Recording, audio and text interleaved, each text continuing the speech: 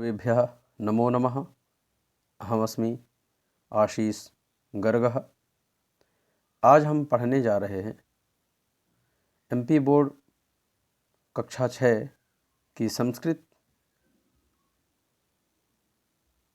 सुरभि, जिसका जो पुस्तक है जिसका नाम सुरभि है, और जो पाठ है नवम पाठ।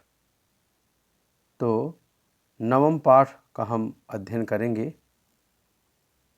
इसके पहले मैं आपको बता दूं कि इसमें जो कुछ शब्दार्थ दिए हुए हैं, तो बच्चों की सहूलियत के लिए, ताकि उन्हें समझ में आ जाए, तो इसलिए मैंने यहाँ पर शब्दार्थ दिए हैं। तो शब्दार्थों को थोड़ा सा देखेंगे कि जैसे यहाँ पर लिखा है, ये जो पीले अक्षर में है, मैंने इनके कलर भी अलग अलग कर दिए हैं ताकि आप लोगों को अच्छे तरीके से समझ में आए। तो जैसे है भोपालात, अर्थ क्या हो जाएगा इसका? भोपाल से। यहाँ पर पंचमी विभक्ति है, ठीक है। तो यहाँ हो जाएगा भोपाल से। पश्चिम दिशि अर्थात पश्चिम दिशा में, यहाँ पर सप्तमी है, सप्तमी विभक्ति रहेगी।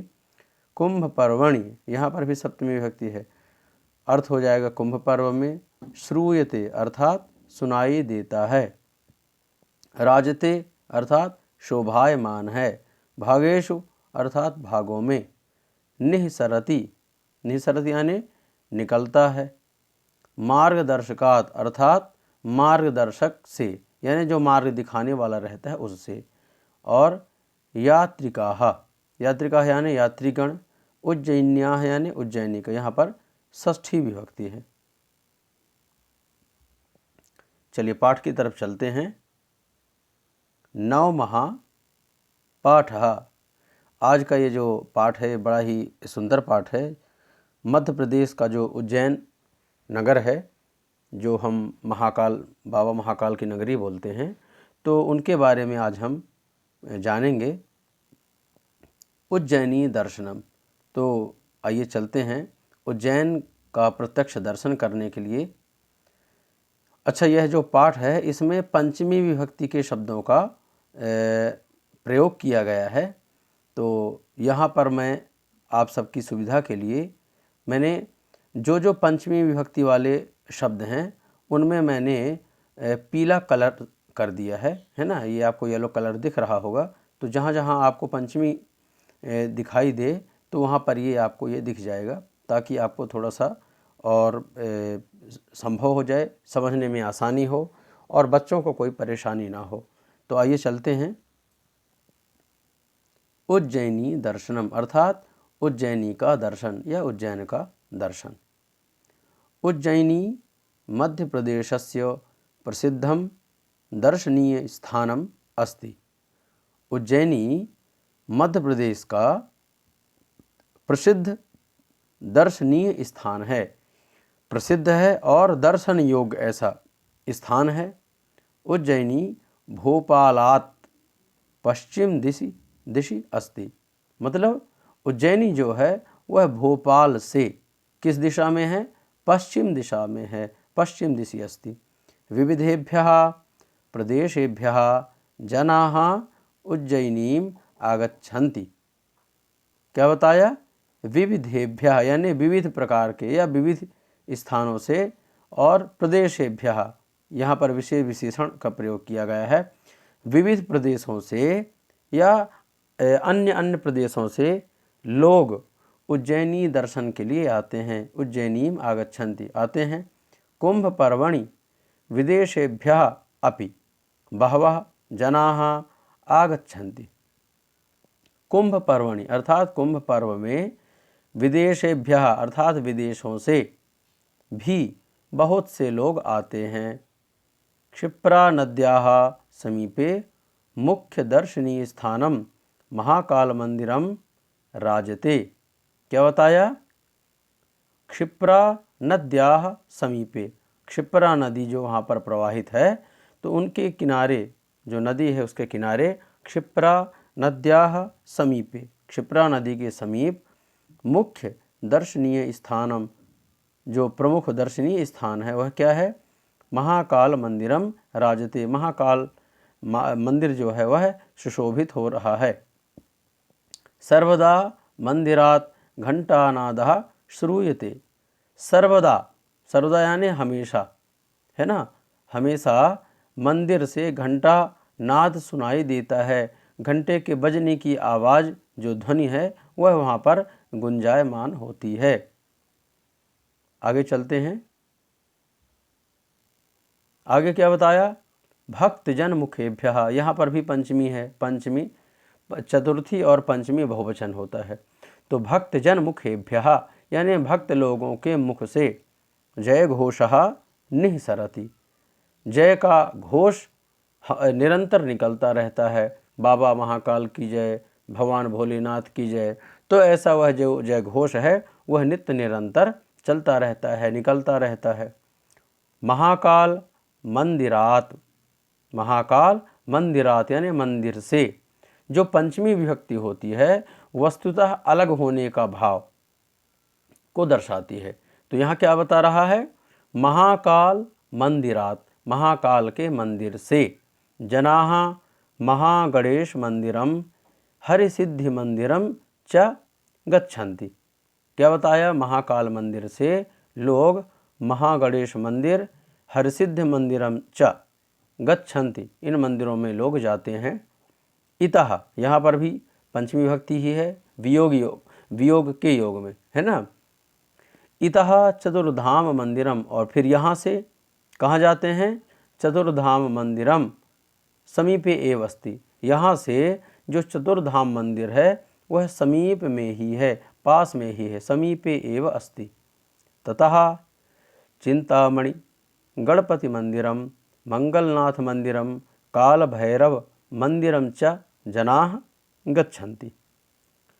ततः यानी उसके बाद कहाँ से जाते हैं, क्या करते हैं?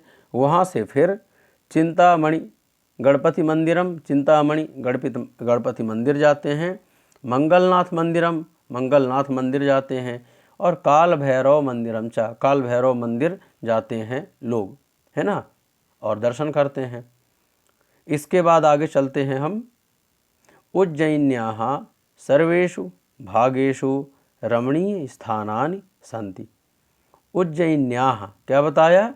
उज्जयिन्याः, उज्जैनी के सभी भागों में रमणीय और दर्शनीय स्थान हैं। रमणीय स्थानानि सन्ति। यात्रिकाः मार्गदर्शकात् स्थानानां महत्वं जानन्ति। जो यात्री आते हैं तो वहाँ पर जब घूमने की बारी आती है, घूमते हैं, तो वहाँ पर कई आपको गाइड मिल जाएंगे। गाइड मतलब जो आपको मार्ग दिखाते हैं, मार्गदर्शक, ठीक है, जो मार्ग का अवलोकन करते हैं और आपका मार्ग प्रशस्त करते हैं, क्योंकि उनको वहाँ का जितना भी इतिहास है उनको सब पता रहता है। तो यात्रिका, जो यात्री हैं, वो मार्गदर्शक के द्वारा उन स्थानों के महत्वों को जानते हैं। मार्गदर्शक जो होते हैं, गाइड होते हैं, वो उनके साथ में चलते जाते हैं और उनको उन स्थानों का जो विविध वर्णन है, कहाँ पर महाकाल मंदिर है, महाकाल जी का नाम महाकाल क्यों पड़ा है, और ऐसी जो सारी जो गूढ़ बातें रहती हैं वो जो मार्गदर्शक होते हैं उनको सब पता रहती हैं, और वो लोगों को इनके बारे में अच्छी अच्छी जानकारी देते जाते हैं। आगे चलते हैं। पंचक्रोशी यात्रायाम स्थानात स्थानम गच्छन्ति। पंचक्रोशी यात्रायाम, यह जो 5 कोश की यात्रा है, तो स्थानात स्थानम गच्छन्ति, एक स्थान से दूसरे स्थान जाते हैं। पंचकोश, अब एक कोश कितने का होता है? प्रायः 3 किलोमीटर का एक कोश कहलाता है। तो ये जो पंचकोश की जो यात्रा है, ये एक स्थान से दूसरे स्थान पर यात्री बड़ी प्रसन्न मुद्रा में जाते हैं और वहाँ महाकाल मंदिर जो है उसका दर्शन करते हैं, बाबा भोलेनाथ का। आगे चलते हैं। प्राचीन काल से लेकर के, प्राचीन कालात आरभ्य उज्जैनी क्षेत्रम संस्कृत विद्या केंद्रम अस्ति। प्राचीन काल से ही, ठीक है, बहुत पुराने समय से लेकर के उज्जैनी क्षेत्र जो है संस्कृत विद्या का केंद्र है। सांदीपनेः आश्रमात् जनाः श्रीकृष्णस्य इतिहासम जानन्ति।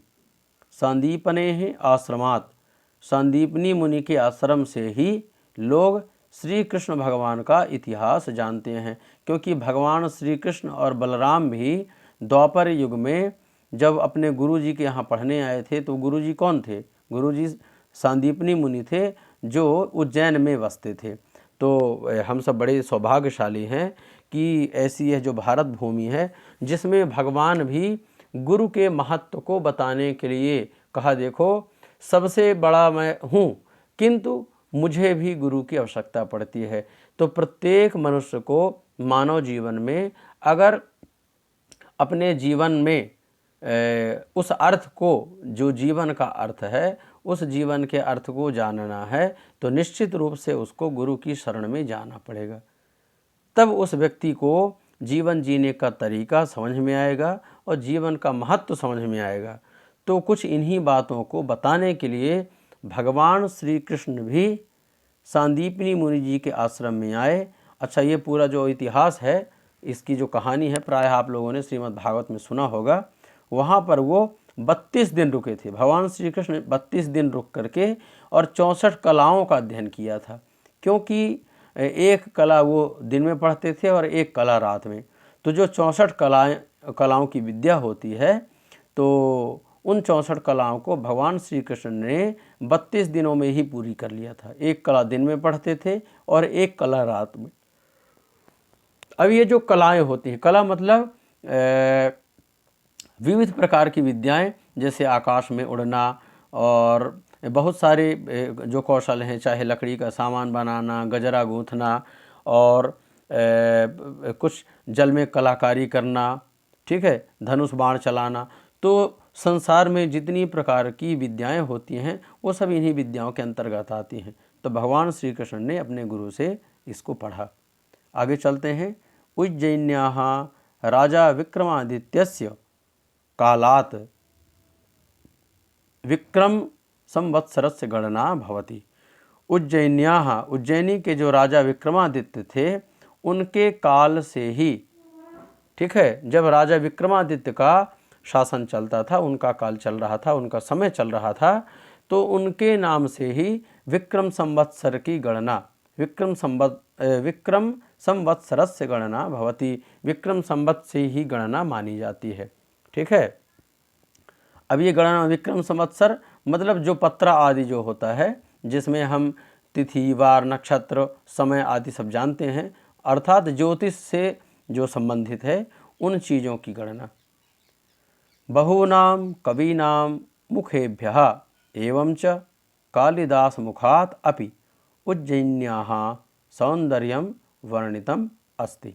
क्या बताया? बहूनां कवीनां मुखेभ्यः, बहुत से कवियों के मुख से, यहाँ पर भी पंचमी है, एवं च कालिदास मुखात, और कालिदास जी के मुख से भी उज्जैनी के सौंदर्य का वर्णन किया गया है। सौंदर्यम वर्णितम, वर्णन किया गया। महाकाल महिमा यथा, अच्छा महाकाल की यहाँ पर महिमा बताई गई है। क्या बताया? आकाशे तारकम लिंगम पाताले हाटकेश्वरम मर्तलोके महाकालम लिंगत्रय मुपास्महे। क्या बताया? आकाशे। अब ये जो महाकाल जी हैं, है ना, भगवान भोलेनाथ, भगवान शिव, इनकी महिमा के बारे में बताया गया है। क्या बताया? आकाशे तारकम लिंगम, जिस प्रकार आकाश में जो तारागण रहते हैं, जो सब प्रकाशित करते हैं और चमक युक्त होते हैं, है ना, विद्युत युक्त होते हैं, तो आकाश में तारक नाम का लिंग की स्थापना है। पाताले हाटकेश्वरम, और पाताल में जिस प्रकार हाटकेश्वर भगवान है, हाटकेश्वर भी भगवान शिव को ही कहा जाता है। और मर्तलोके महाकालम, और मृत्युलोक में महाकाल। तो ऐसे जो तीन लिंग हैं, लिंगत्रय मुपास्महे, ऐसे तीन लिंगों की मैं उपासना करता हूँ और मैं उनसे प्रार्थना करता हूँ। तो इस प्रकार से, अच्छा ये जो तारकम लिंगम, तो इन्हीं के द्वारा तारकासुर नाम का जो दैत्य था, तो उसका वध किया गया था। पाताले हाटकेश्वरम, और पाताल में हाटकेश्वर भगवान। अच्छा, पहले के समय आप लोगों ने, जो सयाने लोग हैं उनके मुख से आपने हाट बाज़ार सुना होगा कि भाई हाट बाज़ार करने जाना है। तो हाट का मतलब रहता है बाज़ार, है ना, जिसे हम मार्केट कहते हैं, बाज़ार कहते हैं, ठीक है।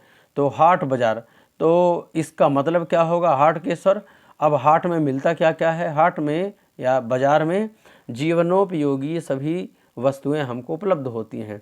तो यहाँ पर तात्पर्य क्या है कि ऐसा वह जो स्थान है जहाँ पर संसार के समस्त सुख मिलते हैं और समस्त दैनिक उपयोगी चीज़ें मिलती हैं, ऐसा वह जो सुंदर स्थान है वह क्या है, वह भगवान भोलेनाथ की कृपा से ही मिलता है। तो इसीलिए हम उन्हें हाटकेश्वर भी कहते हैं। तो इस प्रकार से हमने महाकाल बाबा की जो नगरी है उज्जैन, उसका हमने यहाँ पर यात्रा किया, और आशा करता हूँ कि आप लोगों को ये सेशन पसंद आया होगा। तो वीडियो को अंत तक देखें, लोगों को शेयर करें, और जो भी इस चैनल में भी नए हैं तो इसे लाइक करें, सब्सक्राइब कर दें, ताकि जो आगे आने वाले वीडियो हैं वो आपको समय समय पर मिलते रहें। आप लोगों को अगर किसी भी प्रकार की कोई शंका हो, किसी भी प्रकार का कोई डाउट हो, तो आप कमेंट बॉक्स में लिख सकते हैं, और आपके जो प्रश्न हैं उनका उत्तर दिया जाएगा। मिलते हैं अगले वीडियो में, तब तक के लिए नमः संस्कृताय।